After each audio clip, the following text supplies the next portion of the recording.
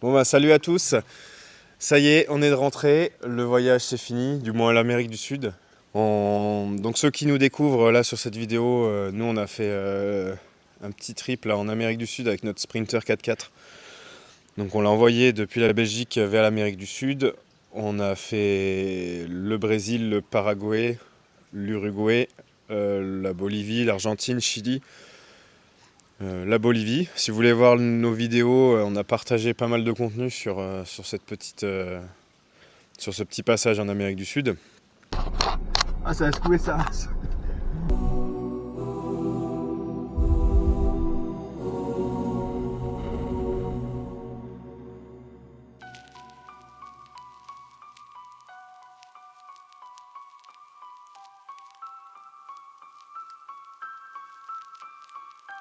Et pour ceux qui nous connaissent déjà, donc voilà, on est de retour en France. On n'a pas filmé la fin du voyage. C'était beaucoup de temps pour la prise d'image, beaucoup de temps pour le montage. Et à la fin, on a voulu un peu plus profiter et vivre un peu plus l'instant. Et voilà. Mais en tout cas, tout s'est bien passé. On a fait par la suite donc le Pérou. La dernière vidéo que vous avez, donc c'est normalement la Bolivie, notre deuxième passage en Bolivie, en remontant la Panamérica. Et le début du Pérou, il me semble. Et, euh, et voilà, donc on a continué, on a fait toute la vallée sacrée au Pérou. Bon, là, ça commence à être la grosse pluie là. Et Je sais pas si mon kawa va être étanche. ouais, les kawaii commencent à même plus tenir le choc là. Mais je pense qu'il n'y aura pas d'image du coup du Machu Picchu parce que sinon la caméra va pas aimer la blague. On est remonté jusqu'en Équateur. Là, dans le nord du Pérou, on a même pu se baigner avec des tortues géantes. On a vu encore des choses formidables. On a rencontré des gens super, des voyageurs, des locaux.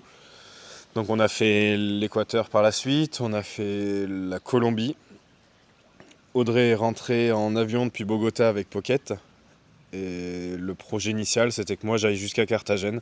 Le voyage est terminé. Je suis en Colombie, là, dans la mer des Caraïbes. Je suis à Carthagène. C'est la fin. Je ramène le camion bientôt. Poser le camion, rentrer en Europe avec le camion sur un bateau pour la destination de l'Europe. Et c'était fini. Pour mes 3 derniers jours, j'ai trouvé un petit spot tranquille.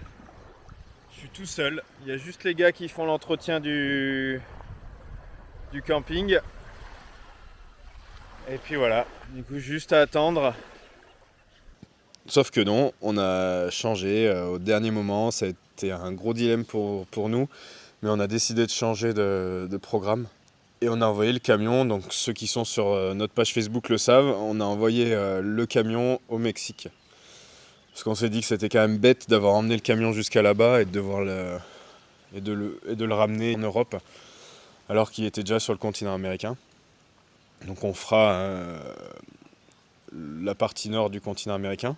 Il y a eu quelques changements, d'hésitation. Ça a été vraiment un gros dilemme pour Audrey et moi, de savoir qu'est-ce qu'on faisait du véhicule.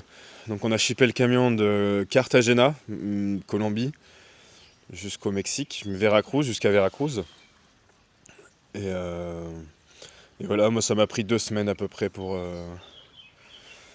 entre le moment où j'ai déposé le camion à Carthagène et où je l'ai récupéré à Veracruz. Les démarches ont été un peu longues à Veracruz, mais ça va, je me suis fait aider par une société locale, un transitaire local qui m'a beaucoup aidé, heureusement. Je pense que sinon ça aurait pris 2 mois l'histoire.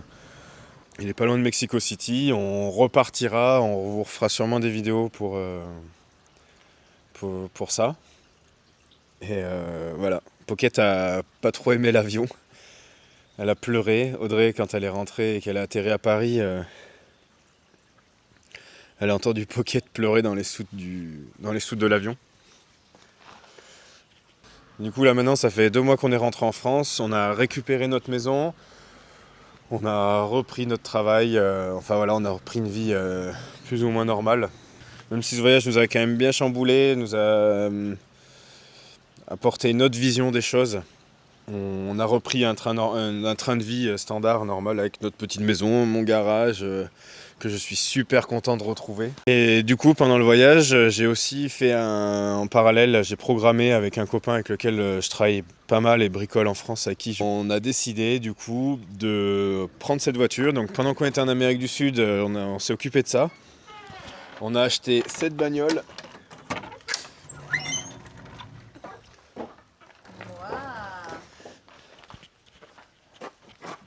Donc voilà. Donc voilà, ça c'est le nouveau projet. Donc voilà, c'est un nouveau projet, une nouvelle aventure. En attendant de pouvoir repartir récupérer le Sprinter, de le réparer parce qu'il a pris tarif clairement. Moi je l'ai laissé à Mexico dans un état. Il y a eu quelques petits soucis pendant le shipping. Et voilà, donc là on fait une petite pause voyage Amérique, mais en fait on continue. Donc ce nouveau projet c'est quoi? C'est cette voiture, une Twingo. 2 gars, on va partir sur un raid au Maroc, un raid humanitaire. Donc on va essayer de vous partager la préparation de cette voiture. On va aussi vous montrer le raid en lui-même. Donc ce sera tout d'épisodes vraiment sur la préparation de la voiture, le raid, le départ, les étapes au Maroc. Donc voilà, on a décidé de partir sur un raid au Maroc, c'est un raid humanitaire, donc c'est un raid sans chrono, sans compétition. Le but c'est de rejoindre le Sahara avec une participation pour les Restos du Cœur, distribution de fournitures scolaires pour des gamins au Maroc. Donc voilà, donc le projet c'est cette voiture, la Twingo, c'est une Twingo 1 phase 1 de 1997. Elle a 110 000 km, elle est dans un état nickel. Donc là on a commencé, comme vous pouvez voir... Mon pote là, Chaton, il a commencé déjà à bosser un peu dessus. Bon, on a beaucoup hésité parce que la voiture, clairement, on l'a eu dans un état nickel. Elle a 110 000 km. Et donc cette voiture, donc une Twingo 1997, Twingo 1. Voilà, c'est un 1,2 litre 8 soupapes, basique de chez Basique. Moi, je l'ai passé au contrôle technique là, il y a quoi, un mois et demi. Nickel, 2 lignes qui sont sorties, un petit défaut de frein et une tonche à l'arrière là, sur le côté. Là, on a eu un peu de remords là, avec Chaton à se lancer, à toute la bricoler, à la modifier. Mais voilà, on va quand même le faire, on va rester sur celle-là. Et donc il va y avoir grosse modif à faire dessus. Hein. Là, ça va... Il y a de la carrosserie, il y a du modification intérieure, modification châssis, suspension... jantes, protection, blindage, parce qu'au Maroc, elles vont clairement, ça va clairement taper dans les pistes. Donc voilà. Puis faut que ça tienne le choc. On va remplacer toutes les pièces, tous les consommables possibles de cette voiture.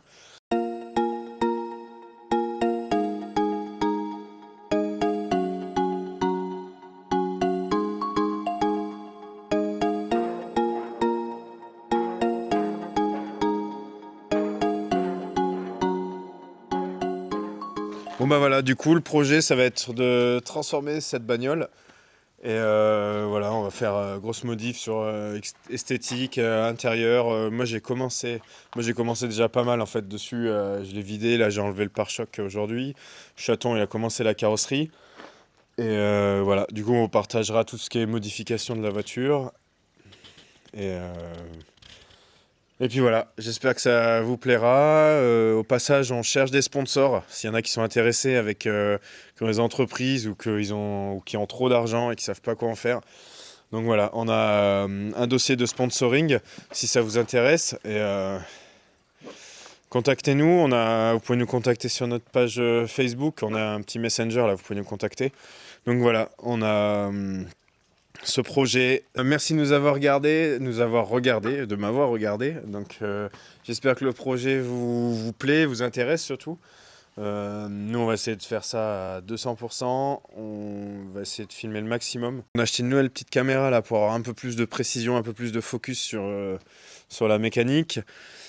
Les vidéos seront axées là certes au début, ça va être surtout vraiment de la préparation. Et après le raid au Maroc qui viendra par la suite. Donc voilà, bon bah allez, bonne semaine et à bientôt.